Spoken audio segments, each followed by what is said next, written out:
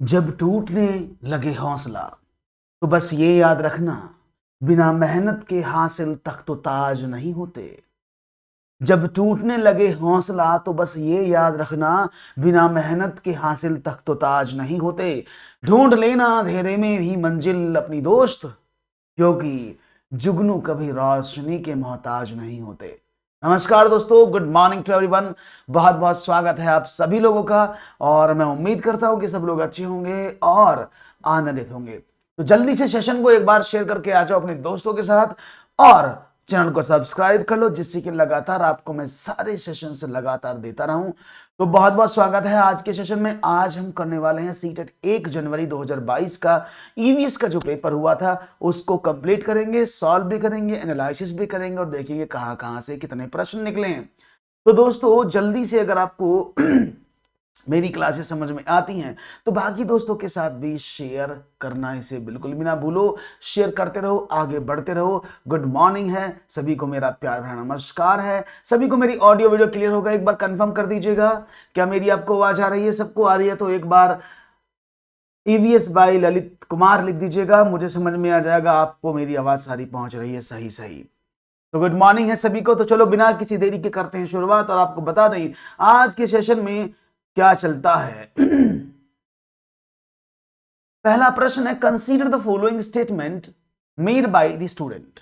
एक स्टूडेंट ने क्या बनाया, स्टेटमेंट बताया। There are area I come from receives very little rain, it is very hot, our houses are made of mud, the wall of houses are very thick and they are decorated with mud, and the roof of the houses were made by the thorny bushes. The student, these students may have come from which of the state? बहुत simple सवाल पूछा गया है, और बात जानने की है, समझिएगा कि किसी विद्यार्थी के द्वारा यह कथन दिया गया, मैं जिस क्षेत्र से आता हूं वहां बारिश कम होती है, गर्मी बहुत पड़ती है, हमारे घर मिट्टी के बने होते हैं, घरों की दीवारें बहुत मोटी होती हैं और इन्हें मिट्टी से ही पोतकर सुंदर किया जाता है, तो घरों की छतें कटीली झाड़ियों से बनाई जाती हैं। छात्र किस राज्य से आया होगा? और आप सभी लोग इसका आंसर देंगे कि ये छात्र जो है वो राजस्थान से आया होगा। बिल्कुल सही जवाब। क्यों राजस्थान में? क्यों? क्योंकि राजस्थान में गर्म बहुत चीजें होती है, गर्म हवाएं चलती हैं, इस तरह से वहां पर इस तरह के घर बनाए जाते हैं जिनको सजाया जाता है, घास फूस से, झाड़ियों से उनको बंद कर दिया जाता है, और साथ में दीवारें मोटी होती तो उनमें जो गर्म हवाएं हैं वो एंटर नहीं कर पाती और लोग आसानी से उसमें ठंडा महसूस करते हैं। तो राइट ऑप्शन क्या है? ऑप्शन नंबर ए, राजस्थान, एकदम सही जवाब होगा। बहुत बढ़िया, सारे घर मैंने आपको बताए हैं। चलो एक और बताओ। Choose the correct statement from the following. अब आपको बिल्कुल सही सही स्टेटमेंट चूज करना है इनमें से। An adult elephant in a day can eat more than 2 quintal और 200 KG of green leaves and herbs. यानी कोई वयस्क हाथी एक दिन में 2 क्विंटल या 200 किलो से भी अधिक हरे पत्ते और झाड़ियां खा सकता है। अधिकांश हाथी औसतन एक दिन में 9 से 10 घंटे सोते हैं। अत्यधिक भारी होने के कारण अधिकांश हाथी बहुत ज्यादा आराम करना पसंद करते हैं, और यहां तक कि 3 महीने की आयु के हाथी के बच्चे का भार सामान्यतः लगभग 200 किलोग्राम होता है। इनमें से आपका जवाब कौन सा सही है? और हाथी के झुंड से और हाथी से प्रश्न कई बार आ चुका है, तो आज मैं पूरा हाथी के बारे में, आपको झुंड के बारे में भी क्लियर करूंगा, जिससे आपको गलती ना हो और आप सवालों को कर पाए।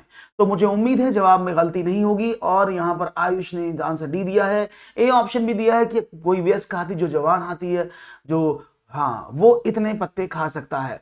और आपको बता दें तो सबसे पहले थोड़ा सा आपको दिखा दें, ये है हाथियों का झुंड। इसमें क्या होता है पहले समझ लेते हैं। हाथी पृथ्वी पर मौजूद सबसे बड़ा स्तनपायी है, यानी इससे बड़ा कोई भी स्तनपायी नहीं है जिसके बच्चे स्तन से स्तनपान करते हैं। झुंड मातृ सत्ता का पालन करता है, यानी सबसे बड़ी मादा हाथी झुंड की मुखिया होती है और इसमें सबसे ज्यादा मादा और बच्चे ही होते हैं। एक झुंड में 10 से 12 मादा हाथी और बच्चे होते हैं। तो यह कहना मातृ सत्ता का पालन करता है। इसमें बड़े हाथी नहीं होते हैं, मादा हथनी और बच्चे होते हैं। इसमें मुख्य रूप से मादा हाथी के बच्चे शामिल होते हैं। मुख्य रूप से झुंड में कोई नर हाथी नहीं होता। वे 14 या 15 वर्ष की आयु से झुंड से निकल जाते हैं, क्योंकि मेरा नहीं कोई ठोर ठिकाना, मैं आवारा एक बंजारा। छोटा जब बड़ा हाथी हो जाता ना, दुर्योधन ठा ठा ठा वो कर जाता है और कहता मेरा नहीं कोई तोड़ ठिकाना, मैं आवारा एक बंजारा। तो मतलब वो बाहर निकल जाता है और झुंड छोड़ देता है, लेकिन बाद में आवश्यकता पड़ने पर कभी कभी आ जाते हैं। तो झुंड कभी कभी जलवायु और इलाके के आधार पर नर हाथियों से जुड़ जाते हैं। एक वयस्क हाथी एक दिन में 100 किलो यानी 1 क्विंटल तक पत्ते और टहनियां खा सकता है। 200 किलो नहीं खाता है, 1 क्विंटल यानी 100 किलो तक पत्तियां खा लेता है। 3 महीने का हाथी का वजन करीब 200 किलो यानी 2 क्विंटल होता है। बिल्कुल सही बात है। ये वाला स्टेटमेंट तो सही हो गया। हाथी ज्यादा आराम नहीं करते और दिन में सिर्फ 2 से 3 घंटे सोते हैं, 9-10 घंटे नहीं सोते। और हाथी आमतौर पर उष्णकटिबंधीय आवासों में पाए जाते हैं। और हाथियों को कीचड़ और पानी में खेलना बड़ा पसंद होता है। कीचड़ उनकी त्वचा को ठंडा रखता है और उनके बड़े बड़े कान भी पंखों की तरह काम करते हैं। हाथी खुद को ठंडा करने के लिए इन्हें फड़फड़ाते भी हैं, जिससे उन्हें हवा आती रहे। और परिवार वह है जो हाथियों के निर्माण का आधार बनता है, लेकिन इसमें एक से अधिक परिवार शामिल हो सकते हैं। ऐसे नहीं कि एक ही परिवार के हाथी होंगे, इसमें बहुत सारे परिवार के हाथी भी शामिल हो सकते हैं। लेकिन तो मेरे द्वारा दी गई जानकारी आपको पसंद आई हो तो एक बार लाइक कर दीजिएगा। तो राइट ऑप्शन हो जाएगा सही ऑप्शन नंबर डी, कि यहां तक कि 3 महीने की आयु के हाथी के बच्चे का भार सामान्यतः 200 किलो होता है। Is that clear? बात समझ में आ गई जी? हाँ, जब हाथी पागल करता है तो सबको पागल कर देता है। बच्चों की संख्या कम है, एक बार बढ़ाया जाए, आगे बताया जाए, जिससे कि बच्चे जुड़े। तो सारी जानकारी समझ में आ गई। ऑप्शन नंबर 4 आपको समझ में आया है। तो चलिए आगे बढ़ते हैं और एक और सवाल की बात करते हैं। और ये सवाल भी बहुत खूबसूरत है। खेजड़ी वृक्ष के बारे में नीचे दिए कथनों पर विचार करें। यह वृक्ष मुख्यतः रेगिस्तान में पाया जाता है। इसे उगाने के लिए अधिक जल की आवश्यकता नहीं होती। यह वृक्ष अपने तने से जल संचित करना, जिसका उपयोग आवश्यकता पड़ने पर किया जा सकता है। इस वृक्ष की छाल का उपयोग दवाई बनाने में होता है तथा इसकी लकड़ी पर कीटों का प्रभाव नहीं होता। इस वृक्ष में बहुत कम पत्तियां होती हैं। इसमें से आपको सही कथन पहचानना है। कौन सा है? खेजड़ी के बारे में। और जो लोग राजस्थान से हैं वो जरूर जानते होंगे खेजड़ी पेड़ के बारे में। ठीक है ना? तो देखेंगे आपका जवाब क्या मिलता है और हम आपको बता दें इसका जवाब क्या होना चाहिए जी। इसे उगाने के लिए अधिक जल की आवश्यकता नहीं होती, ऐसा स्टेटमेंट यहां दिया जा रहा है। तो राइट ऑप्शन क्या मिलेगा? दोनों बच्चे इंक्लूड होंगे ना। श्रीराम भैया, कैसे श्रीराम भैया? मेरा कमेंट बताइए। श्रीराम भैया क्या हो गया भैया? Good morning. और देखेंगे जवाब, elephant is the largest animal on the, हाँ बिल्कुल, इससे बड़ी व्हेल है, लेकिन सरफेस पर जो है वो यही है जी। तो बहुत अच्छे से सवालों के जवाब मिलते जा रहे हैं मुझे। मैं आगे बढ़ता हूं और जवाबों की बात करता हूं आगे और देखते हैं कैसे बनते हैं। श्रीराम फिर से कमेंट करिएगा, पीछे पढ़ने में तो बहुत टाइम लग जाएगा, मिल नहीं रहा है। सी ऑप्शन मिल रहा है मुझे, ABD, और एकदम सही जवाब दिया है आपने। क्यों? क्योंकि इसे उगाने के लिए अधिक जल की आवश्यकता नहीं होती, या फिर इसमें आप कहें कि भैया बिल्कुल होती है। यह वृक्ष अपने तन में जल संचित करना, जिसका उपयोग आवश्यकता पड़ने पर किया जाता है। ये स्टेटमेंट इसके लिए गलत है, वो राजस्थानी ऑक करता है, वो ऑस्ट्रेलिया वाला ऑक करता है। और ऑप्शन नंबर ई, इस वृक्ष में बहुत कम पत्ती होती है, इसमें बहुत सारी पत्तियां होती हैं। क्योंकि जो लोग हैं ना, वो गर्मियों में, राजस्थान में गर्मी बहुत पड़ती है, खेजड़ी वृक्ष के नीचे वो आरामदायक स्थिति में रहते हैं। तो देखते हैं कैसे जी। ऐसा नहीं है श्रीराम, कमेंट्स नहीं देखते, स्पेशली फोकस नहीं होता कि आप कमेंट करेंगे तो उसी को बैठ के मैं पढ़ूंगा। स्पेशली सबके कमेंट देखते हैं। जब कमेंट सेक्शन दूसरा होता है तो जहां पर हम पढ़ाते हैं वो कमेंट सेक्शन दूसरा होता है, वो बार बार बीच में जाना पड़ता है। तो जब जिसका कमेंट दिख जाता है उसको ले लेते हैं। अब आपका कमेंट ले लिया, देखिए। ओके, तो देखो यह खेजड़ी का पेड़। खेजड़ी वैसे जो वृक्ष है वो खेजड़िया एक गांव है, उसी के नाम पर पड़ा है। उसकी बात खूबसूरत बातें बताऊंगा आपको। तो ये खेजड़ी का वृक्ष है जो गर्मियों में बहुत ज्यादा ठंडक रहता है और ये हमेशा हरे भरे रहते हैं, खास करके गर्मियों में बहुत आराम देते हैं। तो खेजड़ी, खेजड़ली राजस्थान के जोधपुर जिले का गांव है और गांव के नाम पर ही इस पेड़ का नाम खेजड़ी पड़ा है। और कभी कभी गांव में प्रचुर मात्रा में थे, इस गांव में बहुत ज्यादा पेड़ थे, इसलिए इसका नाम खेजड़ी रख दिया गया था। इसका वैज्ञानिक नाम क्या है?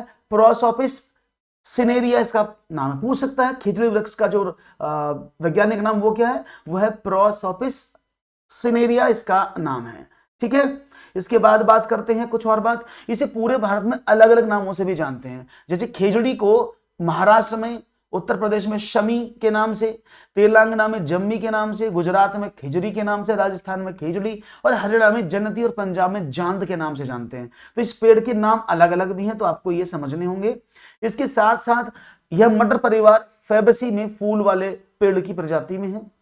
खेजड़ी पेड़ का मुख्य रूप से रेगिस्तानी इलाकों में पाया जाता है।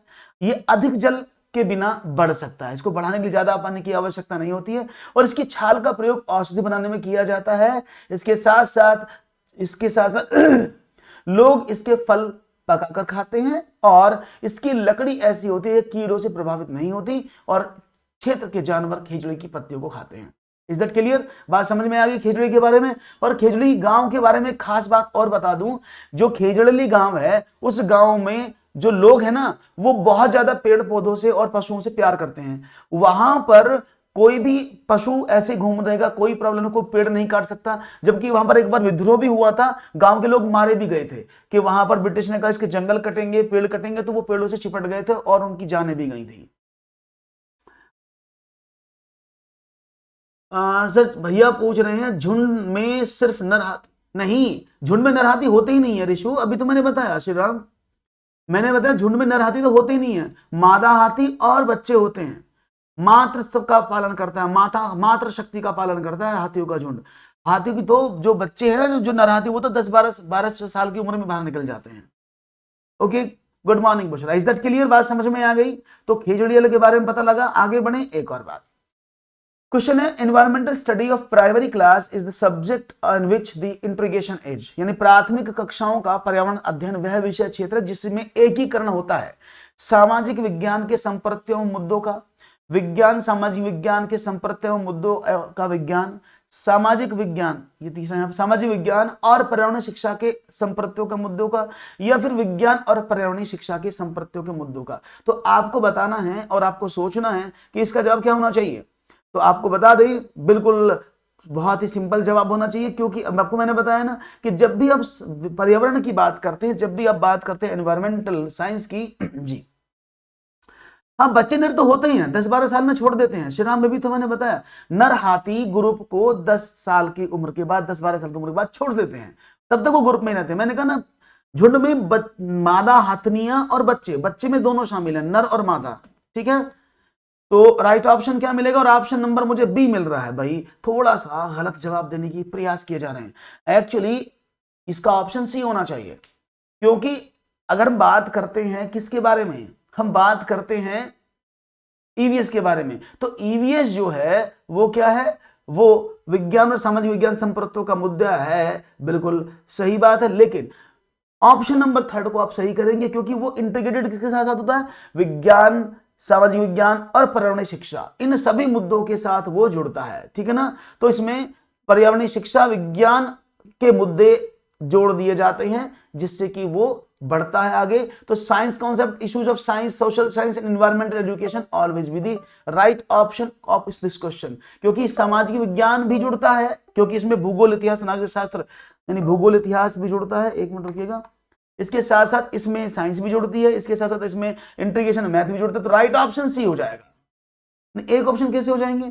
विज्ञान, ओके ओके, ये थोड़ा सा गलत हो गया इसमें, ये तीसरा ऑप्शन इसका मतलब ये वाला है, मैंने इंग्लिश में देखिएगा, social science concept, issues of science, अरे इसमें क्या हो गया, social science concept, issues of science और एनवायरमेंटल एजुकेशन, माफ करिएगा ये ऑप्शन नंबर 3 रिपीट हो गया है शायद, है ना। तो यहां पर इंग्लिश में देख लीजिएगा, तो ये ऑप्शन 3 और 4 रिपीट है। तो इसमें क्या होता है, मैं लिख देता हूं, सामाजिक विज्ञान, विज्ञान और पर्यावरणीय मुद्दे, ठीक है ना। तो ये इसमें ये वाला जो ना सामाजिक विज्ञान, इसको यहां ये छूट गया, यहां लिखना था, इसको गलत टाइप हो गया है। तो ऑप्शन नंबर 3 इसका आंसर होगा, ठीक है ना जी।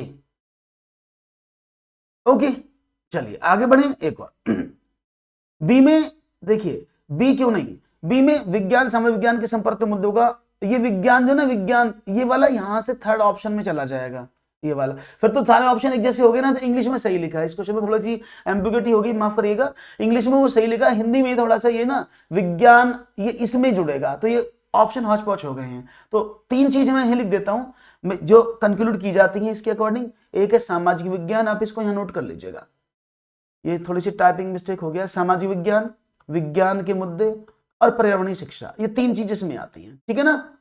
अभी ठीक है, आप इसको करेक्ट कर लीजिएगा, 3 पॉइंट हैं इसमें, इसको बाद में करेक्ट कर दूंगा जब भेजूंगा। The dynamic, holistic and experimental nature of EVS learning by student is best assessed by, विद्यार्थियों द्वारा पर्यावरण अध्ययन के अधिगम का गत्यात्मक, समग्र और अनुभवात्मक प्रकृति का उत्तम आकलन किया जा सकता है किससे। और ये आप जानते होंगे, ये मैंने आपको बहुत बार पढ़ाया है कि नाम बदल देते हैं, चीजें वही रहती हैं नाम बदल जाते हैं लेकिन चीजें नहीं बदलती हैं। तो देखेंगे आपका जवाब मुझे क्या मिलेगा, कि नाम बदलेंगी कि चीजें बदलेंगी, और जवाब क्या मिलेगा तेजी से। सर सीटेट में ईवीएस का ऑप्शन नहीं है, किसने कहा बुशरा सीटेट में ईवीएस 30 नंबर का है भाई? जी जी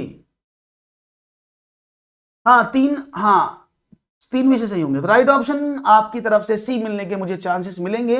लेकिन मैं आपको बता दूं, क्योंकि आप एक ही चीज को जानते हैं कि भाई हमें तो एक ही चीज पता है, तो इनमें से सबसे उत्तम डायनामिक द्वारा नहीं, पर्यावरण अध्ययन के अधिगम का गत्यात्मक डायनामिकली समग्र और अनुभवात्मक प्रकृति का उत्तम आकलन क्रम निर्धारण मापनी, इसको रेटिंग स्केल भी बोलते हैं, याद रखिएगा।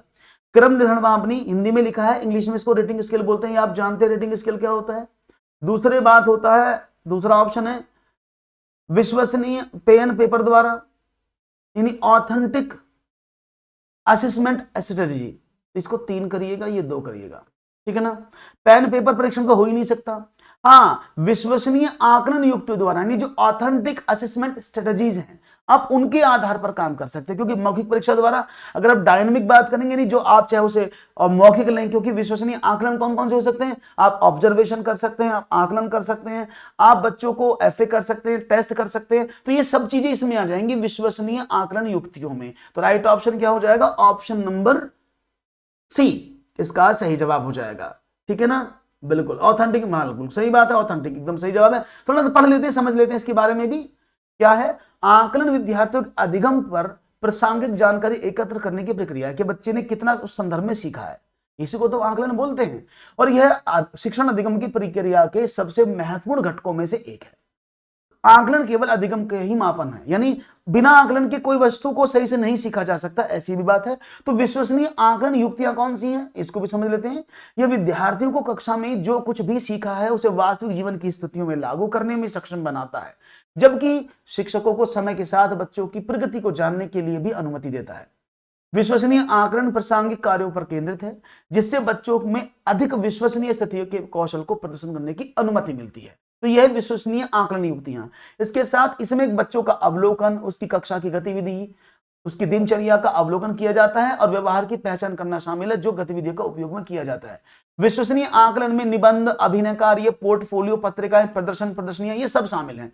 तो यानी अगर आप बात करेंगे ऑथेंटिक मेजरमेंट की, तो आप आसानी से, हाँ इंग्लिश में ऑप्शन भी है, तो आप आसानी से कर सकते हैं। तो राइट ऑप्शन क्या है, समझ में आया, मैंने इसलिए निशान लगा दिया था कि ये ऑप्शन नंबर बी है, ऑथेंटिक। Is that clear. तो ऑथेंटिक असेसमेंट स्ट्रेटजी हमेशा यूज होती है बालक का असेसमेंट करने के लिए। एक और सवाल, किसी सभा में अपना परिचय देते समय किसी छात्र के कथन पर विचार कीजिए। मैं जिस जगह से आया हूं वहां के लोग अधिकतर सरसों के तेल में बनी पकी मछली खाना पसंद करते हैं। वह छात्र किस जगह से आया हो सकता है। While इंट्रोड्यूसिंग हिमसेल्फ, तो देखो बहुत बार मैंने ये पेपर में आया प्रश्न कि सरसों से बनी तेल की मछली कहां खाई जाती है, ये बहुत बार पूछा गया सवाल है। ये भी पूछा गया है कि नारियल के तेल में बनी मछली कहां खाई जाती है, तो ये सवाल बहुत बार पूछा गया है। तो अब आपको जवाब देना है क्या, तो देखेंगे आंसर, और लाइक कर दो भाई, लाइक करने में इतनी कंजूसी ना किया करो। तो आपने कहा कि वो बच्चा कहां से आया हो सकता है, और शायद आपको ये पता भी लग गया होगा अब कि सरसों के तेल में बनी मछली को सबसे ज्यादा जो फेमस है वो कश्मीर में है ना। तो कश्मीर से वो बच्चा आया होगा, क्योंकि कश्मीर में लोग जो खाते हैं वो किससे खाते हैं, सरसों के तेल में बनी मछली, जबकि गोवा में लोग किसकी मछली खाते हैं, नारियल के तेल में बनी मछली को खाना पसंद करते हैं। केरल में टैपियोका, ये याद है ना। तो ये सब आपको पता होना चाहिए। बहुत बढ़िया, वेरी गुड। अब देखो, एक समूह को पहचानो जिसका पुनः चक्रण के पश्चात किया जा सकता है, यानी what select the group that can be used after recycling, यानी उसको रिसाइकल करके दोबारा से समझ सकते हो, है ना। अब क्या करें, पॉलिथीन बैग, कागज, बैटरी, मोबाइल फोन, लोहे की कीलें, कांच की बोतलें, स्टील मग, गत्ते का डब्बा, चादरें, समाचार पत्र, प्लास्टिक बोतल, बैटरी, चमड़े का बैग, लकड़ी की मेज, प्लास्टिक फूलदान, चादरें, इनमें से आपको कौन सा रिसाइकलिंग प्रोसेस के बाद आप यूज कर सकते हैं। सवाल आपके समक्ष है, और बड़ा ही बढ़िया सवाल है, और मुझे उम्मीद है कि आप आसानी से करेंगे सवाल को तैयार, ठीक है ना। तो किसको रिसाइकलिंग करके आप समझ सकते हैं, जिसको रिसाइकिल किया जा सकता है। तो अब देखेंगे, हाँ कप्पा, केरल कप्पा को ही बोलते हैं टैपियोका, है ना। टैपियोका जो है ना वो कप्पा का ही नाम है, वो क्षेत्रीय भाषा में कप्पा बोलते हैं उसको वहां। ओके, तो बात समझ में आ रही है क्या होता है? ओके, तो राइट ऑप्शन मिलेगा तेजी से, बी ऑप्शन मिलने की मुझे चांसेस लग रहे हैं आप लोगों के। तो मैं आपको बता दूं, देखिए आप सभी जानते हैं पॉलीथीन बैग को रिसाइकिल नहीं किया जा सकता, क्योंकि प्लास्टिक सड़ती गलती नहीं है वो जैसी, इसलिए प्लास्टिक पर बैन लगा है, तो इस पे तो नहीं होगा। यहां पर देखिए प्लास्टिक बोतल, प्लास्टिक फूलदान, तो जहां प्लास्टिक वर्ड होगी तो आप रिसाइकलिंग नहीं कर पाएंगे। इसलिए भारत को कहा गया कि प्लास्टिक मुक्त करो, प्लास्टिक को भगाओ, दूर ले जाओ। इसलिए प्लास्टिक का उपयोग गलत है, इसलिए इसको रिसाइकिल नहीं कर सकते। तो प्लास्टिक इसमें नहीं है, तो हम रिसाइकिल कर सकते हैं लोहे की कीलों को, कांच की बोतल को, स्टील के मग को, गत्ते के डिब्बे को आसानी से रिसाइकिल किया जा सकता है और पुनः चक्रण के पश्चात उनको प्रयोग में लाया जा सकता है। हाँ, गरीबों का खाना श्वेता, बिल्कुल, बहुत बढ़िया। एक और सवाल, पर्यावरण अध्ययन का शिक्षण करते हुए पाठ का वह उपयुक्त स्तर जिस पर विद्यार्थी का आकलन किया जाना चाहिए, the most appropriate level of lesson eight which student should be assessed while teaching environmental studies. जब विद्यार्थी आकलन के लिए प्रस्तुत हैं, पाठ के अंत में, शिक्षण अधिगम के दौरान या पाठ के आरंभ में, यानी सबसे बढ़िया लेवल कौन सा है जब बच्चे का आप आकलन करना पसंद करोगे? जब बच्चा, हाँ जी, आकलन की बात हो रही, मूल्यांकन की बात नहीं हो रही है, याद रखिएगा। तो पर्यावरण अध्ययन का शिक्षण करते हुए पाठ का वह उपयुक्त स्तर जिस पर विद्यार्थी का आकलन किया जाना चाहिए। देखिए मूल्यांकन और आकलन में बहुत अंतर है, तो ध्यान से समझिएगा। इस क्वेश्चन का आंसर देते हुए थोड़ी सी गंभीरता को विचार में लाइएगा, तभी आपका जवाब सही बनेगा। ओके, तो देखेंगे आपका जवाब हमें क्या मिलता है। Let's see what will be the right answer जी। और यहां पर जवाब देने की पूरी होड़ मची है और ऑप्शन नंबर सी मिला है, बिल्कुल सही बात है। क्योंकि आकलन जब आप करने की कोशिश करते हैं तो वो हमेशा टीचिंग प्रोसेस के अंदर नहीं, जब आप अधिगम करा रहे हो तभी तो आकलन करते हैं। मूल्यांकन तो सत्र के अंत में कर लेते हैं एक साथ। तो असेसमेंट जब भी किया जाता है वो यही होता है, ठीक है ना। असेसमेंट फॉर लर्निंग जो भी है तो यहां पर किया जाता है। Is it clear? शिक्षण अधिगम के दौरान। बहुत बढ़िया। एक और सवाल, त्रिवेंद्रम और गांधीधाम के बीच की दूरी 2268 किलोमीटर है। यदि कोई रेलगाड़ी इस दूरी को 42 घंटे में खत्म कर देती है तो इन दोनों शहरों के स्टेशन के बीच की औसत चाल क्या होगी? अब देखो इस सवाल को समझना, हालांकि इस सवाल पर मैंने लिखा है this question discrepancy is found in question और answer, full marks given awarded to all candidates. तो ये सवाल गलत प्रिंट हुआ था इसमें, इसलिए इस प्रश्न का जवाब पूरे अप नंबर मिले थे सबको। तो देखो सीटेट में हर किसी पेपर में एक क्वेश्चन गलत निकल रहा है, आपने नोट भी किया होगा कि हर किसी पेपर में एक क्वेश्चन गलत होता जा रहा है।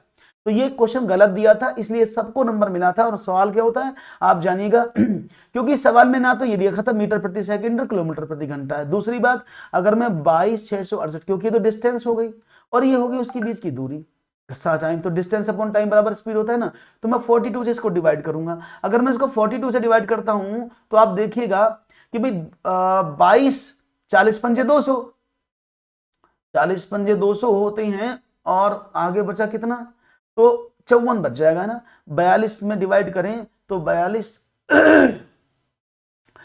पंजे 110, 210, 210 बचा कितना 16, 68 और 42 चौका 168, तो ये 54 आता है यहाँ पर आंसर, ठीक है ना। लेकिन प्रॉब्लम क्या थी, उसने आंसर तो सही है 54 दिया है, कोई प्रॉब्लम नहीं है, लेकिन प्रॉब्लम नहीं नहीं नहीं यही तो गलती हो रही थी आप लोगों से। 54 तो दिया है, नो प्रॉब्लम, लेकिन सवाल को समझो। उसने बोला था चाल मीटर प्रति सेकंड में कितनी है, तो ये उसने यहाँ कुछ मेंशन नहीं किया। तो बच्चों ने जब 54 लगाया तो 54 मीटर प्रति सेकंड थोड़ी है, 54 किलोमीटर प्रति सेकंड है, इसलिए इसके आंसर गलत थे। इसलिए आयोग ने इसके पूरे नंबर सबको दिए, ठीक है ना। हाँ, क्योंकि आपको जब 54 आया ना तो 54 को मीटर प्रति सेकंड में बदलोगे तो 5 बजे 18 की मल्टीप्लाई करोगे, 18 3 54, तो इसका आंसर 15 मीटर प्रति सेकंड आएगा, जो कि इसमें नहीं था, ठीक है। एक और सवाल, इनमें से कौन सा अपसारी प्रश्न है? अपसारी मींस डाइवर्जेंट, डाइवर्जेंट मींस जिसमें बच्चा बहुत सारी चीजों को सोचने की कोशिश करता है, उसकी सोच विकसित हो जाती है और वो विश्लेषणात्मक चीजों की तरफ बढ़ता है। जो पर्यावरण अध्ययन की शिक्षिका अपनी छात्राओं की सृजनात्मक क्षमता को प्रोत्साहित करने के लिए पूछेंगी, पत्तियों का रंग हरा क्यों होता है? बच्चा बोलेगा क्लोरोफिल के कारण होता है। ये तो क्लोज एंडेड क्वेश्चन हो गया। मृदा में प्याज के बीज बोने के लेकर फसल काटने तक का क्षण, सही बात है कि जी बीज बोया जाएगा, बीज से कटेगा, थ्रेशिंग होगा, फटकेगा, गूथेगा, हम खा लेंगे, ये भी एक प्रोसेस हो गया। लवण के विलीन से आप लवण कैसे पृथक करते हैं? ये भी एक प्रोसेस है। और हाँ, दिल्ली जैसे शहर में वायु प्रदूषण को कम करने के आप क्या कदम उठाएंगे? तो यहां पर बच्चे की डाइवर्जेंट सोच काम करेगी। यहां पर बच्चे डिफरेंट डिफरेंट अपने व्यूज देंगे कि भाई हम दिल्ली में स्वच्छता अभियान चलाएंगे। एक बोला जी हम दिल्ली में जो है सेंसर लगाएंगे, गंदगी तो नहीं फैल रही, हम जो है मोटर कार को कम कर देंगे, तो जितने भी वो मल्टीपल आंसर देगा वो सभी होंगे सही। तो ऐसे प्रश्न जहां पर बच्चे की राय जानी जाती है उनको open ended question, divergent thinking या अपसारी चिंतन कहा जाता है। ठीक है, ये मैंने पूरा पढ़ाया हुआ है आपको, आप चाहें तो पढ़ सकते हैं इसको जाकर के। और लाइक में कंजूसी मत करो भाई, लाइक करो सबसे पहले, तो लाइक के बिना तो बोले बिना तो आप करते ही नहीं है। माउंट एवरेस्ट की चोटी की ऊंचाई कितनी है, ये तो बच्चा वाला सवाल है। The height of mount Everest. So mount Everest जो है वो नेपाल का हिस्सा माना जाता है, क्योंकि नेपाल में माउंट एवरेस्ट छोटी है। और हिमालय की अगर हम बात करें तो यहाँ पर देखें तो इस तरह का जो हमारा पर्वत होता है, यहाँ पर इधर हिमालय बसा हुआ है ना, और यहीं पर हमारा नेपाल है। तो इस नेपाल की चोटी की अगर हम बात करते हैं तो यहाँ पर आप देखेंगे तो नेपाल जो है, मैंने गलत बना दिया मैप, यहाँ से ऐसे आएगा ये, ठीक है ना। तो यहां पर नेपाल है जो नेपाल में है, और इसकी हाइट कितनी है, हाँ 6 बजे होती है डेली क्लास में। तो आपको बता दें जो नेपाल में चोटी, पहले इसकी ऊंचाई जो 8,848 किलोमीटर थी, लेकिन अभी करंट में वो कितनी हो गई है, 8,990 मीटर, है ना। तो इसको तो सब जानते होंगे कि 8,990 मीटर क्यों हो गई है। आगे बढ़े, गलत है, तो राइट ऑप्शन क्या 8,848 है। तो ये 90 नहीं, ए मत दीजिएगा, आंसर 8,850, क्योंकि 2 मीटर ऊंची हो गई है, क्योंकि हवाएं जल्दी इकट्ठा होता है। तो राइट ऑप्शन सी बिल्कुल सही जवाब है, एकदम बढ़िया जवाब। गलती ना हो आपसे बिल्कुल भी सवालों में, तो राइट ऑप्शन सी दे दिया, बिल्कुल सही बात, क्योंकि प्रीवियस में वो कितनी थी 8,848। तो राइट ऑप्शन सी लगा दें, बिल्कुल जवाब सही है। एक और सवाल पढ़ते, बचकाना सवाल था। टूटता तारा होता है, देयर आर फॉलिंग स्टार, वो क्षुद्र ग्रह होता है, एस्ट्रॉइड्स होते हैं, तारा यानी तारा होता है, स्टार, या धूमकेतु कॉमेट होता है, या उल्का मेटोर। तो इनमें से क्या होता है, जवाब देखेंगे, सवाल समझेगा। हाँ वो दिया है वो पीछे, लेकिन हम 8,850 उसमें दिया है, लेकिन जो ऊंचाई करंट मानी जाएगी 8,848 है, वो 2 मीटर 50 बढ़ गई। ये मैंने भी देखा है उसमें, इसलिए मैंने मना किया आपको कि अकॉर्डिंग टू आयोग इसका आंसर इतना माना गया था, ठीक है ना। ओके, तो 12 का आंसर क्या मिलेगा, आपने कहा उल्का होता है। तो देखो टूटता तारा, अगर मैं बात करूं, कई बार देखा होगा ना, जैसे तारा टूटा टूटा टूटा कोई तारा, तो हम क्या करते, हे भगवान मेरी ये विश पूरी कर दे, बोलते ना, अरे तारा टूटा जल्दी से अपनी विश मांग ले, और हम विश मांगना शुरू कर देते। हालांकि ये जो है जी,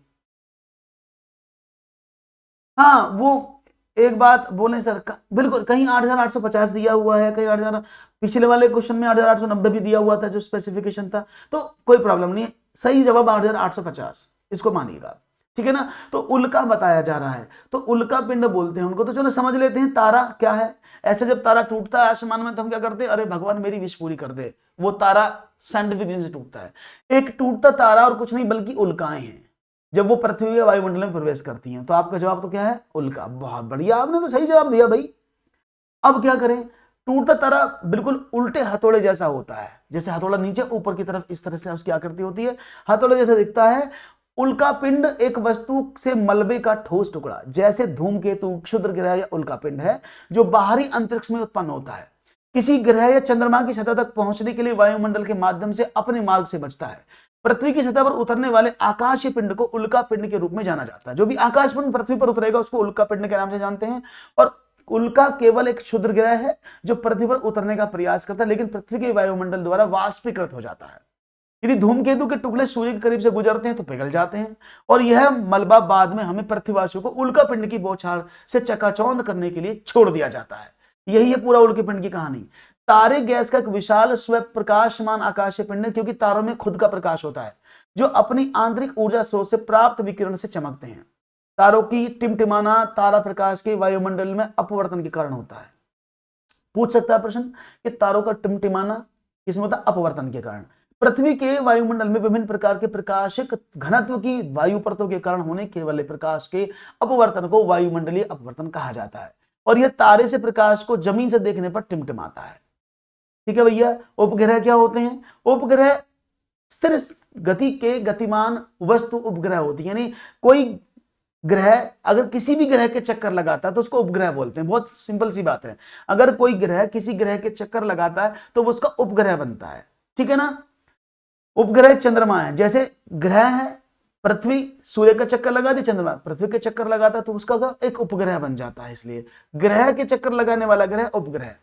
तो एक उपग्रह एक बड़ी वस्तु के चारों ओर स्थिर गति से चलता है, पृथ्वी एक उपग्रह है क्योंकि सूर्य के चारों, अब सूर्य के चारों तो पृथ्वी चक्कर लगाती है। चंद्रमा क्योंकि पृथ्वी के चारों ओर घूमता है। तो ये सब के एक दूसरे के उपग्रह बनते जा रहे हैं। पृथ्वी और चंद्रमा को प्राकृतिक उपग्रह कहा गया है। प्राकृतिक क्या होते हैं? जो नेचर द्वारा बनाएंगे। कृत्रिम उपग्रह तो बहुत सारे हैं जो हम छोड़ते हैं समझने के लिए। आपको लगाना 8850, श्रीराम 8850 लगाना भैया, ठीक है ना। हमारे पास प्रूफ है, आयोग ने ही माना है, हमारे पास आयोग की प्रूफ है, डोंट वरी, हमारे पास ही आयोग ने ही माना है, ठीक है। तो हम इसको डिनाई नहीं कर सकते ना, वो डिनाई करेंगे। स्लॉथ के विषय में निम्नलिखित में से सही कथन चुनिए। भाई स्लॉथ के बारे में मैं बहुत बार, स्लॉथ हर पेपर में लगभग आया है। स्लॉथ चिंपैंजी वनमानुष जैसा दिखते हैं और दिन के लगभग 22 घंटे वृक्ष की शाखा पर उल्टे से लटक कर सोते हैं। क्या सही बात है? गलत बात है। कहां होते हैं स्लॉथ चिंपैंजी जैसे? स्लॉथ चिंपैंजी जैसे होते हैं क्या जी? ठीक है ना। तो भाई ये तो और वैसे भी क्या 22 घंटे सोता है? नहीं ना, 17 घंटे के आसपास सोता है। स्लॉथ चिंपैंजी वनमानुष जैसा दिखता है और दिन के लगभग 17 घंटे उसकी शाखा से सोते हैं। 17 घंटे तो सोते हैं भाई, इसमें तो कोई दो राय नहीं है, वो 17 घंटे सोते हैं। लेकिन प्रॉब्लम ये है कि वो वनमानुष जैसे नहीं दिखते, चिंपैंजी थोड़ी दिखते हैं। स्लॉथ भालू जैसे दिखते हैं, ये बात सही है। और वो 22 घंटे सोते, ये भी गलत है। स्लॉथ भालू जैसे दिखते लेकिन दिन के 17 घंटे सोते, ये बिल्कुल सही बात है। तो वो भालू जैसे होते, 17 घंटे उल्टे लटक कर सोते हैं। ये स्लॉथ के बारे में स्टेटमेंट है। और ये आपको बता दें, ये आपका स्लॉथ है। ऐसा स्लॉथ होता है, उल्टा लटक कर सोता है ये ऐसे। अभी तो जागरात जीभ निकाल के आपको दिखा रहा और ऐसे कर रहा, क्या बात है भाई साहब। तो दक्षिण मध्य अमेरिका में पाया जाने वाला शाकाहारी स्तन प्राणी है। सबसे लेजिएस्ट पर्सन इसको बोला जाता है। और ये एक जगह उल्टा रहता है, पत्तियां खाता है, ज्यादा हिलता डुलता नहीं है। और इसका पाचन तंत्र इतना सुस्त होता है कि दुनिया में सबसे सुस्त इसी का मान लो। क्योंकि अगर ये 2-4 पत्ती खा ले तो 8 दिन तक फ्री हो जाएगा। अरे पड़ियां गल जाएंगी आराम से। और अपनी गर्दन को काफी पीछे तक घुमा सकते हैं। स्लॉथ अपनी गर्दन को 270 डिग्री पर घुमा लेता है। तो ये स्लॉथ के बारे में कुछ महत्वपूर्ण तथ्य हैं। 17 घंटे सोता है लगभग, ठीक है ना। बिल्कुल, इसलिए मैंने आपको बता दिया है, टेंशन मत रखो। मैंने बताया ना, आप लोग परेशान ना हो श्रीराम। अगर आपको माउंट एवरेस्ट आता तो आप 8850 ही लगाएंगे, क्योंकि 8850 आयोग ने अपना आंसर सेटिस्फाई दिया है और उसकी आंसर की में 8850 आंसर छपा है। तो आप उस पर कंप्लेंट कर सकते हैं, डोंट वरी, ओके। आना गिरेगा नहीं मीनाक्षी, वो गिरता नहीं है, वो इसकी खूबसूरती है। आगे बढ़े, चलो आगे बढ़ते हैं। क्वेश्चन है निम्नलिखित का मिलान करो। अब देखो, छोले भटूरे बहुत पसंद है ना, छोले भटूरे आपको। छोले भटूरे नारियल डली करी के साथ उबला टैपियोका, सरसों के तेल में बनी मछली, इसलिए मैंने पीछे नहीं स्पेसिफिकेशन दिया था। तो अभी तो मैंने बताया सरसों के तेल से बनी मछली कौन लोग खाते हैं, ये तो आपको पता लग गया होगा। अरे वाह, बिल्कुल सही बात है। तो भाई कश्मीर के लोग खाते हैं ना। इसके साथ छोले भटूरे कहाँ के प्रसिद्ध हैं? आप कहेंगे सर पंजाब के हैं। भाई छोले भटूरे पंजाब में खाए जाते हैं ना, कहते हैं ना, हर ठेले पे लगा देख लो आप, पंजाबी छोले भटूरे आपको नहीं मिलेंगे। और हमारी कोई ब्रांच नहीं, हमारी कोई शाखा नहीं है, हम सिर्फ यहीं खिलाते हैं। तो 1 का ई बन गया है।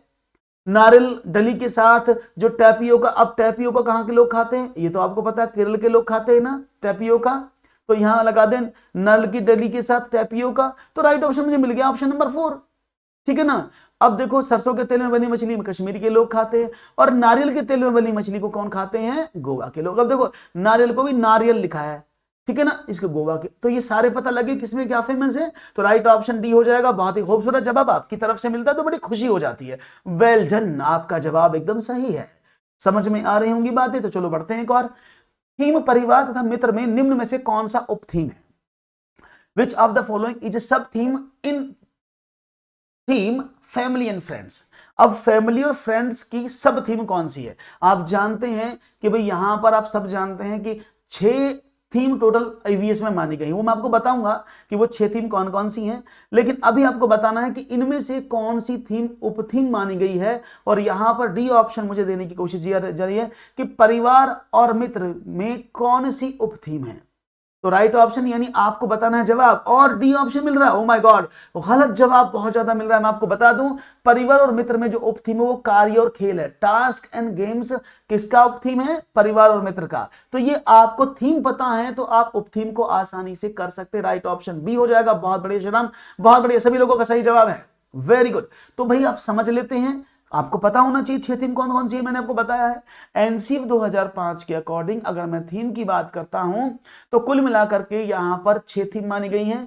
परिवार और मित्र, भोजन, पानी, आवास, यात्रा और चीजें कैसे बनाते हैं। यानी सबसे पहले परिवार होगा तो मैं पैदा हो जाऊंगा, मेरे मित्र बन जाएंगे। अब परिवार कहते हैं मम्मी दोस्तों के साथ ही मर जाए, दोस्तों के साथ ही कर ले, खाना भी चाहिए ना, पानी भी चाहिए। तो मित्रों के साथ घूम के आऊंगा तो मुझे खाना चाहिए, पानी चाहिए, रहने के लिए घर चाहिए, और मेरा पिकनिक भी चाहिए, और साथ में मैं चीजों को कैसे बनाऊं ये भी सीखना है। तो इन 6 थीमों को कक्षा 3 से 5 तक के विषय में जोड़ा गया है। तो ये 6 थीम याद रहेंगी, इनको भूलने का नहीं। जी हाँ बताओ श्री राम, क्या डाउट है आपका। जी, पंजाब के लोग सरसों के साग और मक्का की रोटी खाते हैं, तो छोले कहां से। श्री राम, आप भी तो पनीर खाते हैं, आप भी तो पनीर खाते हैं, ये आपकी सोच है। क्योंकि कंडीशन ये है कि ये जो सरसों का साग है सिर्फ ये पंजाब का फेमस डिश है, इसको मान सकते हैं। छोले भटूरे की जो देन है, खाना उनको माना जो जिस देश जिस राज्य में उपज हुई है, यानी वो खाना उस राज्य की से जन्मा है, इसलिए उसको बोलते हैं। बात समझ में आ गई होगी। जो जिस राज्य से जो खाना जन्मा है, जो फेमस है, ठीक है ना, इसलिए वहां की जो है वो छोले भटूरे फेमस है। ओके, क्योंकि छोले भटूरे का जन्म पंजाब से हुआ है। ओके, आगे बढ़ते हैं।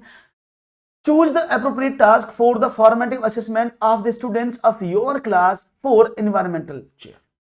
यानी आपको बताना है कि अपनी कक्षा 4 के पर्यावरण अध्ययन के विषय के रचनात्मक आकलन के लिए उपयुक्त कार्य का चुनाव कीजिए। डूबने और तैरने की प्रक्रिया का अवलोकन करने के लिए क्रियाकलाप करना, जो वस्तुएं डूबती हैं और तैरती हैं उनकी सूची याद करना, तैरने और डूबने की परिभाषा का व्याख्या करना, तैरने और डूबने के पाठ पर प्रश्न उत्तर लिखना। तो ये सवाल ना बड़ा सिंपल सा है, और आपको समझा दें कि आपको क्या करना, रचनात्मक आकलन की बात कर रहे हैं, फॉर्मेटिव असेसमेंट की बात कर। सबसे जो उपयुक्त कार्य है वो क्या है। देखो, जब भी रचनात्मक में होगा तो आप याद नहीं कर सकते। रचनात्मक कार्य किस लिए होता है, वो एक्टिविटी बेस्ड हो सकता है, जो भी एफए होगा वो एक्टिविटी बेस्ड हो सकता है। ठीक है ना, बात समझ में आ रही है, कोई क्लियर तो नहीं, दिक्कत नहीं है जी। ओके, तो यहां पर समझिएगा, डूबने और तैरने की प्रक्रिया क्रियाकलाप यहां पर हो रहा है, याद नहीं कर सकते। एक्सप्लेनेशन और उत्तर लिखना ये कोई भी रचनात्मक आकलन नहीं है। रचनात्मक आकलन में हम ये देख लेते हैं कि इनमें से कौन सा एक्टिविटी बेस्ड काम है। तो राइट ऑप्शन लगा दें, ऑप्शन नंबर 1, क्योंकि ऑप्शन नंबर 1 ही इसका सही जवाब होगा। Number 1 is the right answer. क्यों जी, इज इट क्लियर, क्लियर है, बात समझ में आ गई। बिल्कुल मीनाक्षी, एकदम सही कहा। जैसे मान लिया आप कहते हैं ना महाराष्ट्र में, हालांकि महाराष्ट्र का वड़ा पाव बहुत फेमस है ना, और पाव भाजी बहुत फेमस है, लेकिन वहां का जो खाना है वो क्या माना जाता है, पोहा। इसलिए ये जो जन्मे हैं वहां पर उन्हीं के बारे में बात करते हैं। एक और सवाल लें, मान लीजिए आप मध्य प्रदेश में हैं, जो लोग एमपी में रहते हैं वो ध्यान से समझिएगा। Suppose you are in Madhya Pradesh, इस राज्य के सापेक्ष किस दिशा में हमारे देश के सर्वाधिक घने जंगल हैं, यानी इस पर्टिकुलर दिशा में हमारे देश में सर्वाधिक जंगल कहां पर पाए जाएंगे। अगर आप मध्य प्रदेश में हैं तो इस राज्य के सापेक्ष में किस दिशा में सबसे ज्यादा घनघोर जंगल हैं। और आपका जवाब होना चाहिए एकदम सही, सोच के जवाब दीजिएगा जी, जवाब में गलती ना हो भाई। लाइक मत करो फिर, ठीक है ना जी। अम्मी को बताते हैं अभी, तो भाई लाइक मत करो बिल्कुल, लाइक को तो घर ले जाना, घर लेना, ले बाबू मैं लाया हूं बचा के इसको तेरे लिए, दे देना वहां जाके घर पे किसी को, बोले जी मैं बचा के लाया हूं इस लाइक को, बहुत मांगा सर ने, बहुत बार बोल दिया नहीं, मैंने जान देने को तैयार था, लेकिन लाइक नहीं देखा है, मैं जीत के आया हूं। हैं, ऐसी फीलिंग आएंगी आपको क्लास के बाद। तो उत्तर पूर्व की बात करते हैं, तो समझ लेते हैं, आपको थोड़ा समझा देते हैं, जब समझ में आएंगी चीजें। देखिए पहले, अगर मध्य प्रदेश में है तो घना जंगल उत्तर पूर्व दिशा में होगा। जिन्होंने उत्तर पूर्व दिशा दिया एकदम सही जवाब है ऑप्शन नंबर 4। क्यों है, क्योंकि मध्य प्रदेश के सभी घना जंगल उत्तर पूर्व दिशा में होगा, क्योंकि सिक्किम, अरुणाचल प्रदेश, झारखंड और पश्चिम बंगाल इधर ही सबसे ज्यादा पेड़ पौधे हैं और जंगल है ना। बस, तो अगर आप मध्य प्रदेश, यानी ये है मध्य प्रदेश आपका, तो मध्य प्रदेश को अगर मैं दिखाऊं आपको कैसे मैप पढ़ते हैं, मैंने आपको बताया भी है, जब भी आप मैप पढ़ेंगे तो मैप को ऐसे पढ़ते हैं, ये है ऐसे, इसको ऐसे बांट लेते हैं। इसमें सबसे ऊपर होता है उत्तर, नीचे होता है दक्षिण, राइट हैंड में पूर्व होता है और लेफ्ट हैंड में होता है पश्चिम, ठीक है ना। तो घने जंगल कहाँ है, देखो ये सब इधर ही है ना सारे, देखो इधर ही है ना। तो ये कौन सी दिशा होगी, ये उत्तर है, ये पूर्व है, तो उत्तर पूर्व दिशा में जितने भी जंगल हैं, यहाँ पर अरुणाचल प्रदेश, झारखंड, ये सब क्या है, ये सारे, पश्चिम बंगाल, ये सब कहाँ यहीं पर है सारे जंगल, इसलिए उत्तर पूर्व दिशा में इसको मानेंगे। इज दैट क्लियर, समझ में आ गया बात, कोई दिक्कत तो नहीं। सिक्किम ये सब है ना इधर, ये सब जंगल इधर ही है, तो उत्तर पूर्व में इसको माना जाएगा। समझ में आ गई, आगे बढ़े, आगे बढ़ते हैं, एक बार सवाल की बात कर लेते हैं। चलिए बताओ, 3 राज्यों का वह समूह जिनके किनारे पर बंगाल की खाड़ी है, इनमें से किन राज्यों के समूह पर बंगाल की खाड़ी है, बे ऑफ बंगाल। केरल, कर्नाटक, तमिलनाडु, ओडिशा, आंध्र प्रदेश, तमिलनाडु, आंध्र प्रदेश, महाराष्ट्र, तमिलनाडु, ओडिशा, केरल, तमिलनाडु। और जवाब बड़ा आसान होगा, अभी मैंने आपको मैप दिखाया, शायद आपको मैंने बताया भी था कि भारत की सतह पर अगर आप देखें तो जो पश्चिम दिशा की तरफ पाए जाते हैं वो कौन से राज्य हैं, और जो पूर्व दिशा की तरफ पाए जाते, क्योंकि अगर मैप को देखो तो पूर्व में क्या होता है, उत्तर पूर्व, दक्षिण पूर्व में क्या हो, दक्षिण पूर्व बोलते हैं उसको, दक्षिण पूर्व में क्या बे ऑफ बंगाल है, और दक्षिण पश्चिम में हमारा अरब सागर है। इनमें से आपका जवाब कौन सा होगा, ये मैंने आपको बताया हुआ भी है, और अब मुझे आंसर मिलेगा बढ़िया। क्या देखेंगे जवाब, और देखेंगे आपका जवाब क्या है, ओके। और यहां पर मिल रहा है ऑप्शन नंबर बी, बहुत बढ़िया, ओडिशा, आंध्र प्रदेश और तमिलनाडु। क्यों, देख लेते हैं। देखो ये बे ऑफ बंगाल है, यहां से चलें तो यहां पर ये तमिलनाडु है, ये वाला, ये तमिलनाडु आ गया यहां पर, ये आंध्र प्रदेश आ जाए, तेलंगाना आ जाएगा, और यहां पर ये पुडुचेरी, इधर देखो यहां पर उड़ीसा, ये सब क्या, ये बे ऑफ बंगाल के अंदर आते हैं, इधर वेस्ट बंगाल, ये सब क्या है, ये बे ऑफ बंगाल, बंगाल की खाड़ी के किनारे पर है, ठीक है ना। ओके, बिल्कुल जी।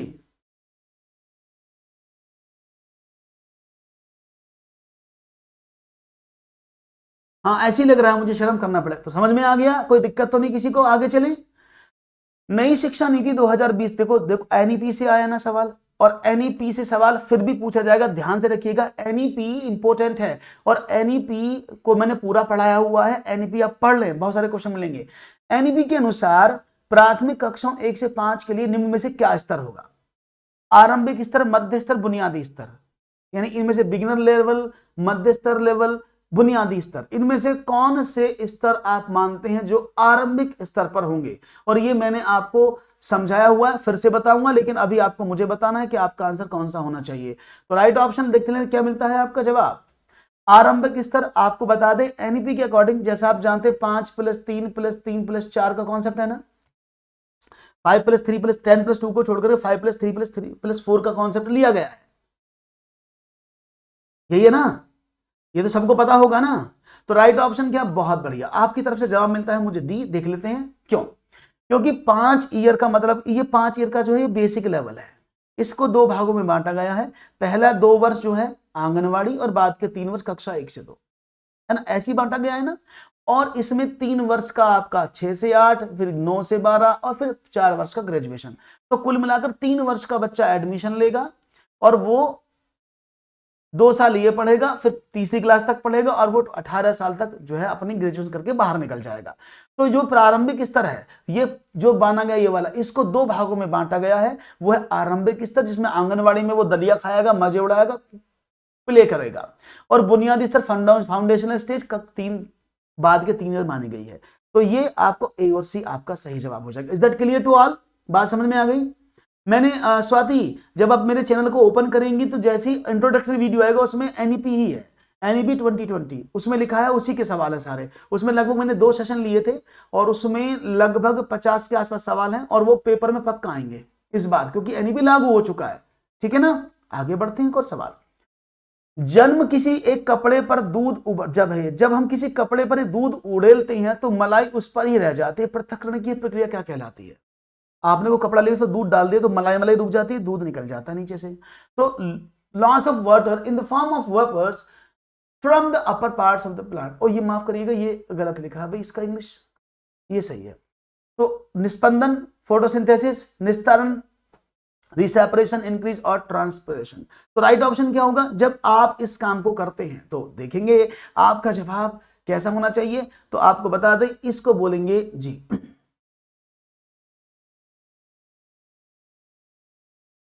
बिल्कुल सोच रहे हैं सही, तो जवाब देंगे एकदम बढ़िया, और राइट ऑप्शन होगा ए, बहुत ही खूबसूरत, यूट्यूब में ही है, हाँ यूट्यूब में ही है, तो इसको बोलेंगे निस्पंदन, ठीक है ना। अब ये होता क्या है, होता क्या, इसको मैं आगे बता देता हूं। अलग अलग माध्यम से किए पृथक्करण, अलग अलग विधियों का इस्तेमाल किया जाता है। फोटोसिंथेसिस की बात करते हैं, निस्पंदन, यह ठोस को द्रव से अलग करने की विधि है। अगर आप ठोस को द्रव से अलग करते तो निस्पंदन ही फोटोसिंथेसिस कहलाता है। उदाहरण, दूध को द्रव और क्रीम को ठोस को अलग करने के कारण निस्पंदन होता है। जैसे आपने दूध से क्रीम निकाल ली अलग और द्रव अलग निकाल दिया, तो उसको क्या बोलेंगे, निस्पंदन। इसके बाद आता है अवसादन, भारी कण तल पर जमना, अवसादन, रेत के जल से अलग करना, इसको अवसादन बोलते हैं। आपने किसी में पानी मिला है और उस पानी को थोड़ी देर रख दिया तो रेत नीचे जम जाता है ना, तो उसको बोलते हैं अवसादन। निस्तारण को रिसेपरेशन का मतलब क्या है, यह दो अमिश्रण द्रवों के पृथक्करण की प्रक्रिया है। तेल और जल, जैसे मान लिया आप देखें दो चीज मिल नहीं पाती आपस में, उसके मिश्रण को अलग करना। किसी में अपने तेल और पानी घोल दे, थोड़ी देर रखेंगे तो तेल अलग हो जाएगा, पानी अलग हो जाएगा, तो उसको निस्तारण कहते हैं, रिसेपरेशन। और पृथक्करण के लिए हम छलनी का प्रयोग करते हैं। छलनी का मतलब क्या होता है, छानना। तो ठोस को उसके वजन और आकार के आधार पर ठोस से अलग करने की, ठोस को ही करना अलग। जैसे आप गेहूं से भूसा निकालते हैं, आप गेहूं से कंकड़ निकालते हैं, तो भूसी को गेहूं से अलग किया जाता है। आटे से आकार के जो बूर होती है उसको बाहर निकालते हैं, जो भूसी होती है उसको अलग किया जाता है। इसको बोलते हैं पृथक्करण, छलनी के प्रयोग से। तो सबको समझ आ गए सारे क्या हैं, इज इट क्लियर? तो जब इंग्लिश टर्म लिखी तो ये आपके सामने, फोटोसिंथेसिस, निस्पंदन, ठीक है ना। ये वाला ऊपर गलत लिखा, बाकी सब सही लिखा है, ओके।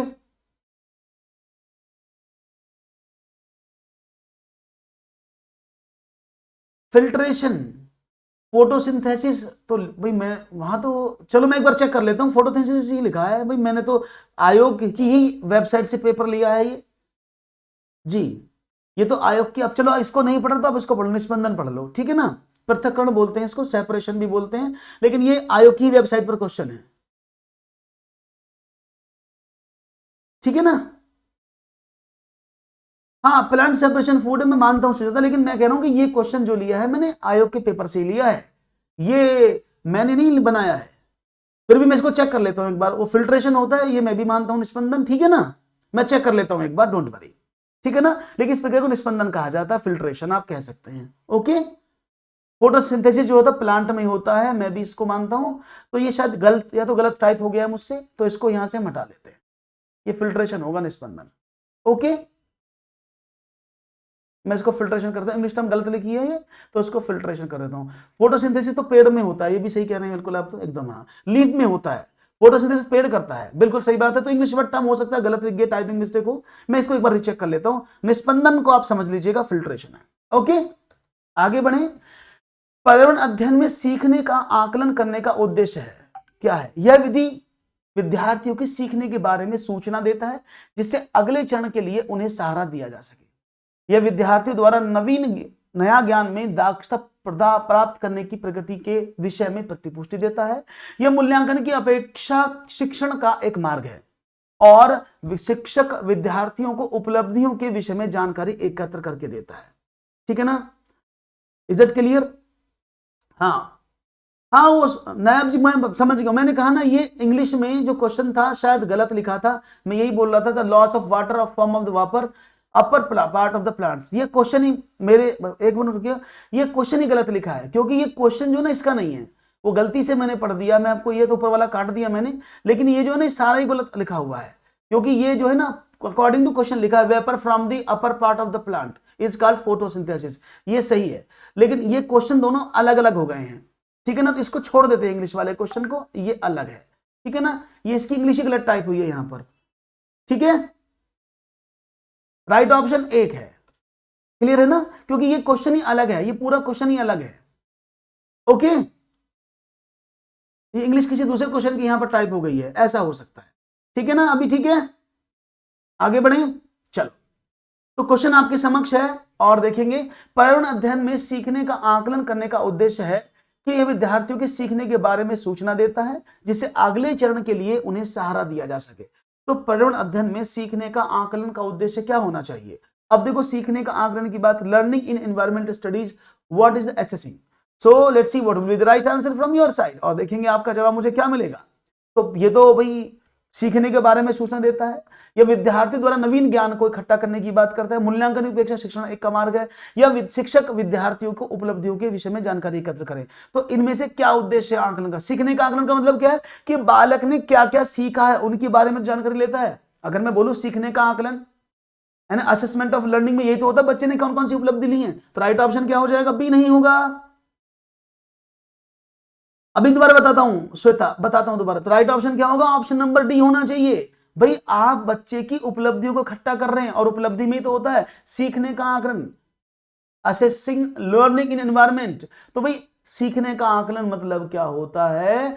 Assessment of learning. तो उसने क्या सीखा, उसमें आप उपलब्धि तो करते हैं, उसको मूल्यांकन तो बोलते हो, असेसमेंट ऑफ लर्निंग को। राइट ऑप्शन क्या होना चाहिए? डी। ऐसे मत घूमो भाई, जवाब देने की कोशिश करो, बिल्कुल डी ऑप्शन होगा। ये तो पढ़ाया हुआ टास्क है, फिर भी गलत करोगे तो कैसे काम चलेगा? लास्ट में बताऊंगा, जो भी डाउट होंगे लास्ट में बताऊंगा, ठीक है ना? अब क्योंकि बीच में फ्लो टूट जाता है, तो लास्ट में क्वेश्चन को लेके पढ़ाएंगे। कक्षा 4 के विद्यार्थियों को थीम आश्रय के लिए कौन सी युक्ति पूछताछ को प्रोत्साहित करेगी? अगर हम आश्रय की बात करते हैं, हमारे घर, इनमें से कौन सी युक्ति पूछताछ को प्रोत्साहित करेगी? देश के विभिन्न आश्रयों पर एक पावर पॉइंट प्रस्तुति दिखाना, विद्यार्थी को विभिन्न प्रकार के घरों के चित्र एकत्र करने के लिए कहना, विभिन्न मकान निर्माण स्थलों पर जाने के उपरांत विद्यार्थियों को अपने अनुभवों को सुनने के लिए कहना, या विभिन्न प्रकार के आश्रयों के चित्र साझा करना। तो देखेंगे आपका जवाब कैसा होना चाहिए। और आपको बता दूं, अगर आप बात करें क्वेश्चन की तो समझने की कोशिश करिएगा। बड़ा वाला, हाँ बड़े वाले तो बहुत सारे हैं इसमें। तो देश के विभिन्न आश्रयों पर एक पावर पॉइंट प्रस्तुति दिखाना। देखो अगर पूछताछ की बात करेंगे तो पावर पॉइंट प्रस्तुति दिखाने पर सिर्फ आप अपने आइडियाज बच्चों को दे रहे, बच्चों से कोई नहीं पूछ पा रही है ना। विद्यार्थियों को विभिन्न प्रकार घरों के चित्र एकत्र करना या विभिन्न मकान का निर्माण, देखो ये होगा, इसको बोलेंगे भ्रमण, कि बालक जो है विभिन्न प्रकार के मकानों को जाएगा, जहां घर बन रहे हैं उनको देखेगा, उनके विपरीत आप विद्यार्थी के जो अनुभव हैं, ऑब्जर्वेशन से उनको सुनेंगे। तो यही पूछताछ का सबसे बेस्ट तरीका होगा। ऑप्शन नंबर 3 बिल्कुल, चित्र के बिना आप सही कर सकते हैं। देयर एक्सपीरियंस, बहुत बढ़िया, वेरी गुड। एक और सवाल, प्राथमिक स्तर पर निम्न में से क्या प्रक्रिया कौशल नहीं है? Which of the following is not a process skill at the primary level? मानचित्र करना यानी मैपिंग, क्रियाशील परिवर्तनों को परिभाषित करना, परिकल्पना की जांच करना, या तथ्यों का अनुसरण करना। तो भाई देखेंगे, हम आपको बता दें, अगर हम बात करते नहीं है तो मानचित्र पर बच्चा जो भाई आप ईवीएस पढ़ रहे हो, टोटल मानचित्र पर बच्चों को बताते हो, ये तो जरूरी है। क्रियाशील परिवर्तनों का परिभाषा यानी जो आपकी एक्शनेबल चेंजेस हैं, जो आपकी एक्टिविटी बेस्ड चीजें, उनको परिभाषित करना, बिल्कुल सही बात है। परिकल्पना की जांच, चेकिंग ऑफ हाइपोथेसिस। अभी हाइपोथेसिस क्या है इसको भी समझ लो। हाइपोथेसिस क्या होती है कि स्टार्टिंग में हम कोई चीज मान लेते हैं, जैसे मैंने माना कि भाई मैं 1 साल बाद फर्स्ट डिवीजन लेके आऊंगा, तो ये मेरी हाइपोथेसिस है। अब उस हाइपोथेसिस को मैं कितना कंप्लीट कर पाता हूं, क्या हाइपोथेसिस मेरी पूरी हो जाती है, सेलेक्ट है रिजेक्ट है, वो बाद में पता लगता है। तो उनकी हाइपोथेसिस को जानना, ये ऑप्शन गलत होना चाहिए। तथ्यों का अनुसरण करना, रिकॉलिंग फैक्ट, देखो अनुसरण करना होता है रिकॉलिंग। आप हमेशा देखिएगा, जो भी बच्चों को आप चीज पढ़ाते हैं उसका आप अभ्यास कराते हैं। रिकॉलिंग का मतलब अभ्यास कराना, अनुस्मरण करना, स्मरण करना नहीं हो रहा है, याद कराने की बात नहीं हो रही है, इसको समझिएगा। रिकॉलिंग फैक्ट्स हैं ये। अनुस्मरण मतलब क्या होता है? रिवीजन कराना। रिवीजन बहुत जरूरी है। अगर बच्चों को आप रिवीजन ही अभ्यास नहीं कराओगे तो वो चीजों को नहीं सीखेगा, भूल जाएगा। तो इसलिए राइट ऑप्शन ऑप्शन नंबर 3 होना चाहिए, ना कि ऑप्शन नंबर, हाँ क्लियर है। तो ये अनुस्मरण और स्मरण में अंतर होना जरूरी है। नहीं नहीं नहीं, रिकॉल रिमेंबरिंग एनसीएफ मना करवाता नहीं रानी, किसने कहा? रिकॉल को मना नहीं करता है, याद करने को मना करता है, स्मरण मेमोराइज करने को मना करता है। रिकॉलिंग को आपको टीचर ने कभी मना करा कि आप इस चीज को मत समझो? कभी आपको किसी टीचर ने ये बोला कि भाई आप जो है ना इस फैक्ट को रिकॉल मत करना? पेपर से पहले टीचर क्या बोलते हैं? भाई इसको रिकॉल कर लो जल्दी जल्दी से फटाफट। तो रिकॉल बहुत जरूरी है। अभ्यास, रिकॉल अभ्यास का पार्ट है जो होना चाहिए। Is that clear? बहुत बढ़िया, आगे बढ़े, एक और सवाल की बात करें। ये तो हो गया। कक्षा 5 की पाठ्य पुस्तक में दिए गए गोलकोंडा किले के एक मानचित्र एक जमीन पर 110 मीटर की दूरी को दर्शाता है। इस मानचित्र में फतेह दरवाजा से जमाती दरवाजे की दूरी 1070 मीटर है। जमीन पर इन दोनों दरवाजों के बीच की कम से कम दूरी क्या होगी? समझिएगा सवाल क्या है। एक कक्षा 5 की पाठ्य पुस्तक में गोलकोंडा किले का मानचित्र है, में एक जमीन पर 110 मीटर, यानी एक जो यूनिट है वो जमीन पर 110 मीटर के बराबर है। अब आपको जवाब देना है सही से, इसका आंसर आपके अकॉर्डिंग क्या होगा, और आपको बताना है कि भाई दरवाजे की जो जमाती दूरी है वो 1070 है। अब आपको बताना है कि इसका जवाब आपकी तरफ से क्या होगा। लेट्स सी, देखेंगे दूरी है भाई ये, तो देखेंगे जवाब पर आपकी प्रतिक्रिया क्या है। आसानी से हो जाएगा मेरे हिसाब से, तो कोई दिक्कत नहीं होनी चाहिए आपको। समझने अगर समझ में आ गया होगा तो करने का प्रयास जरूर करेंगे, और हमें पूरी उम्मीद है कि आपका जवाब क्या मिलेगा। जी, अगर इतनी है तो आपको जवाब देना है, क्या होगा लेट्स सी, हम देख लेते हैं और वेट करते हैं आपके आंसर्स का, क्योंकि अब आप इन सवालों में बहुत निपुण हो चुके हैं और मुझे उम्मीद है कि इन सवालों में शायद आपको दिक्कत नहीं होनी चाहिए। बाकी तो आप जानते हैं सवालों में करना क्या है। तो लेट्स सी, देखेंगे जवाब आपका हमें क्या मिलेगा। ओके, चलिए शुरू कर दो कहानी, और जवाब देने की कोशिश शुरू हो गई है आपकी तरफ से।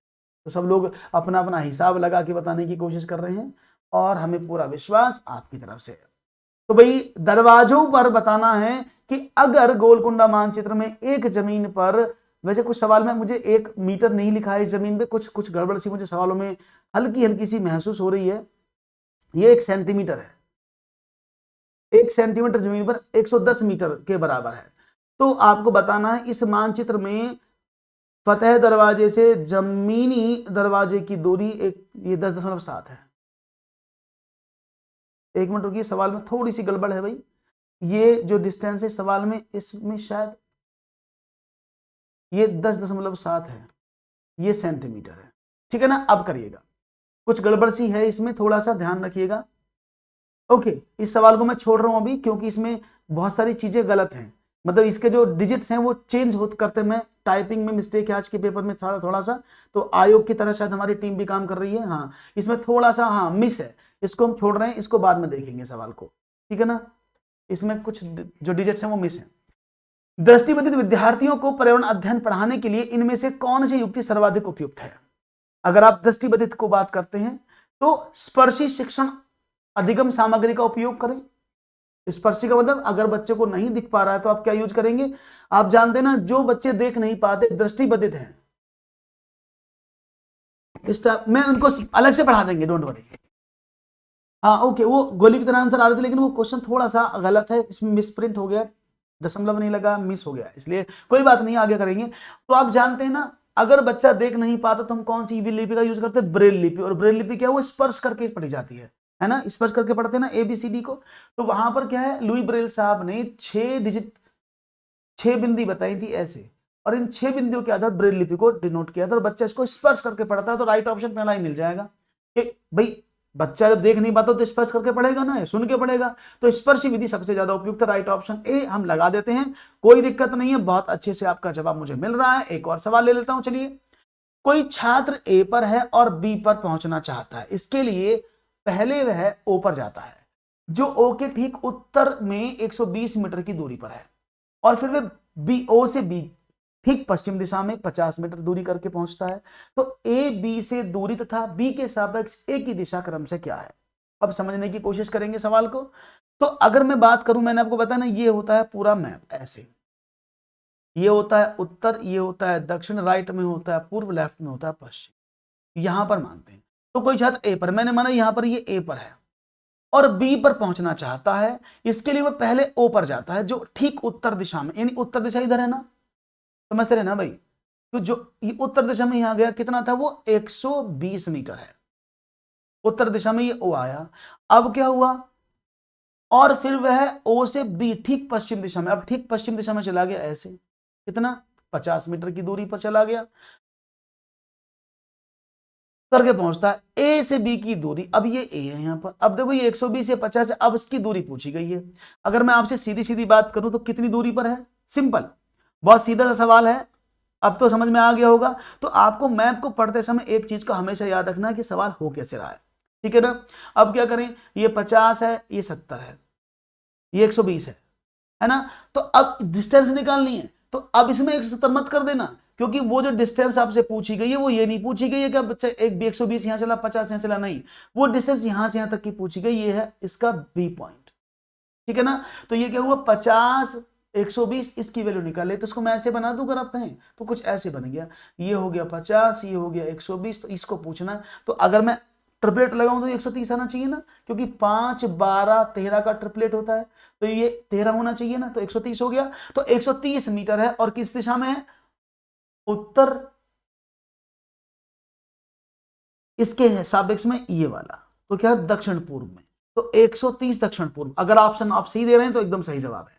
बहुत बढ़िया। यहां पर उल्टा पूछा जाता है, याद रखिएगा। हमेशा हम तो कहां से निकालते हैं बचपन से, कि हम ए से बी को देखते हैं। उसने बी के सापेक्ष ये पूछा है, तो बी के सापेक्ष बी इधर को चलेगा, तो ये दिशा कौन सी आएगी? दक्षिण पूर्व आएगी। तो 130 मीटर की डिस्टेंस होगी दक्षिण पूर्व। Is that clear? बहुत बढ़िया। तो देखो मैथमेटिक्स भी आ रहा है इसमें दबा के। तो भाई एक बार लाइक तो कर दो, इतनी कंजूसी काहे कर रहे हो भैया? लाइक में भी कंजूसी, क्या बात है? जल्दी से लाइक कर दो, और ना करो तो बिल्कुल मत करना फिर। श्रीराम, ठीक है। चलो एक और सवाल है।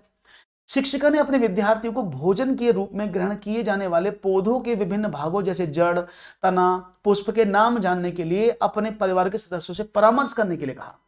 इस क्रियाकलाप की अभिकल्पना की गई।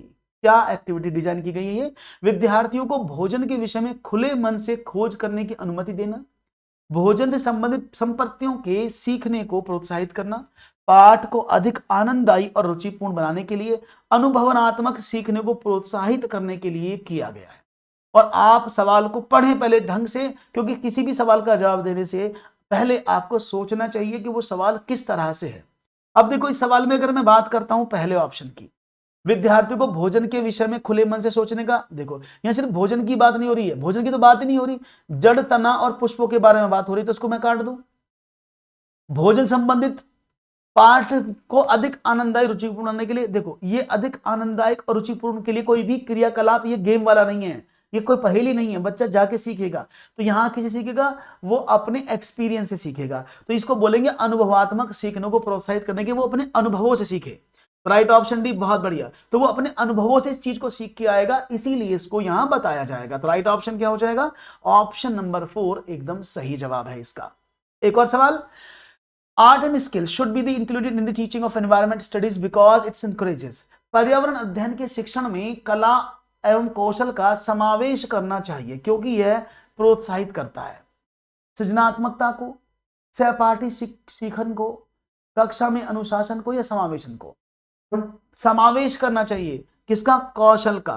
कला और कौशल दोनों, आर्ट और स्किल्स दोनों को ही आपको इंक्लूड करना है, उनको प्रमोट भी करना है, बच्चों को मोटिवेट करना है। किसको मोटिवेट करता है ये चीज अगर आप इंक्लूड करते हैं अपनी क्लास में, तो भाई हमें उम्मीद है। बात करें सृजनात्मक, तो क्रिएटिविटी को करेगा पक्का। सहपाठी शिक्षण को, क्योंकि आपके साथ बच्चे कैसे पढ़ रहे, क्लासमेट लर्निंग, आप बच्चों से जुड़कर भी पढ़ेंगे। कक्षा में अनुशासन को, ये अनुशासन की बात, कला और कौशल में अनुशासन की बात नहीं होगी, क्योंकि डिसिप्लिन इन द क्लासरूम इससे क्रिएट नहीं हो सकता। समावेशन को कर सकते हैं, इंक्लूजन कर सकते हैं, क्योंकि आप इसमें नई नई चीजों को समावेशित करने की कोशिश करेंगे। तो राइट ऑप्शन क्या होगा?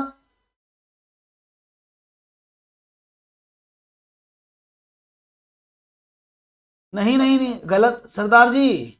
शॉर्टेस्ट डिस्टेंस, आप जब डिस्टेंस पूछेगा, शॉर्टेस्ट नहीं पूछता पेपर में कभी भी कि व्हाट इज शॉर्टेस्ट डिस्टेंस। वो सिंपल पूछेगा वहां से वहां तक की दूरी कितनी है, तो आपको 130 ही देना पड़ेगा।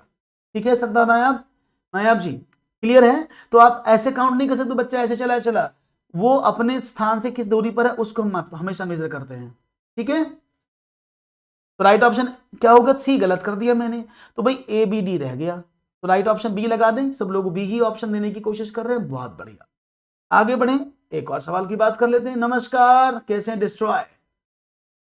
एक और क्वेश्चन है, निम्न में से किस प्राथमिक स्तर के पर्यावरण अध्ययन का उद्देश्य है? कौन सा है इनमें से?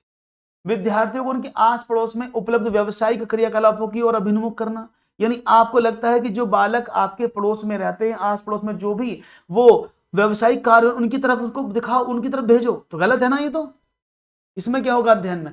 लैंगिक भेदभाव से संबंधित मुद्दों पर सीखने वालों को संवेदनशील बनाना।